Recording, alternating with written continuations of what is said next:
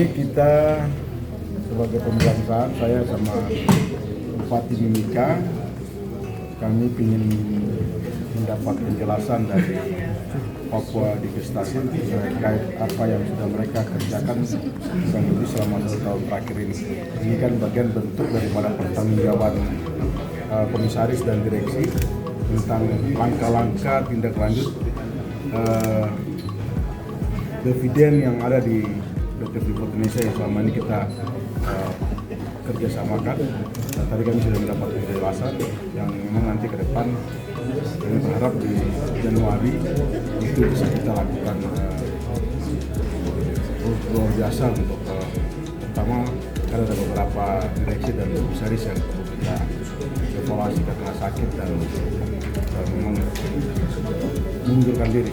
Yang kemudian tentunya kami berharap direksi dan komisaris yang ada di Papua Divestasi ini bisa bekerja maksimal untuk mengejar dividen yang sedang mereka lakukan tugas-tugasnya.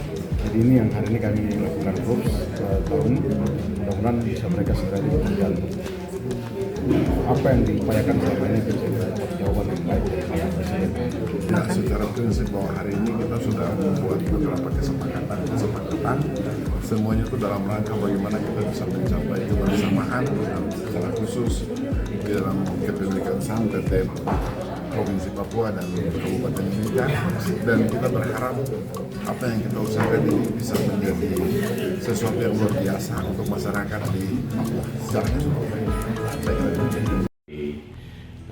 Pemegang saham itu tentang bagaimana mengelola perusahaan ini secara profesional, terus juga dengan anggaran yang ada juga terukur, jangan sampai kita perjalanan terlalu besar tapi kemudian dapat hasilnya kurang. Nah itu, tapi sejauh ini kemarin dari pemegang saham melihat bahwa kerja keras yang cukup, memang tidak semudah itu, bahwa urus dividen ini mungkin awalnya tidak gampang tapi ternyata sesulit itu. Merubah satu kebijakan itu perlu waktu yang cukup lama dan berkoordinasi.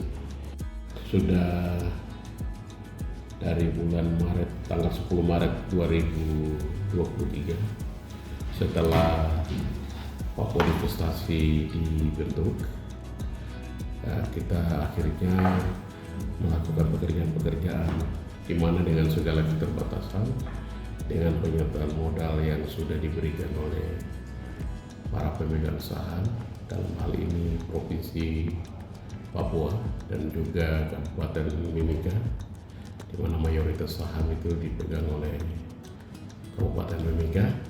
Dan kemarin kita sudah RUPS yang kedua kali. RUPS pertama di tahun 2024, RUPS kedua di tahun 2025, dan kita melaporkan semua proses pekerjaan yang dilakukan berkoordinasi dengan berbagai kementerian, bahwa urus saham 10% ini kita berpikir mudah.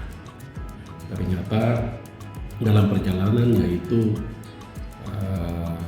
tidak semudah itu. Dua tim berbeda, sehingga itu kita butuh kajian dari KJPP dia menilai bahwa ini dia punya nilai sudah ada, tetapi juga BPKP juga menilai. Nah itu proses yang begitu banyak. Setelah itu ada keputusan kebijakan dari pemerintah. Nah ini juga tarik ulur. Di situ ada dinamika politik, bisnis, birokrasi. Tapi itu kita Papua Divestasi tetap jalan dengan segala dinamika yang kita ikuti. Tapi saya kira sampai kemarin kita sudah sampai langkah yang harus diambil kebijakan dari Presiden Prabowo Subianto sendiri. Kita lagi menunggu, semoga itu menjadi harapan baru untuk Papua. Tapi terlepas dari itu, bahwa kerja-kerja daripada Papua Divestasi Mandiri ini berbeda dengan perusahaan-perusahaan BUMD dan BUMN lain. Download Tribun X sekarang, menghadirkan lokal menjadi Indonesia.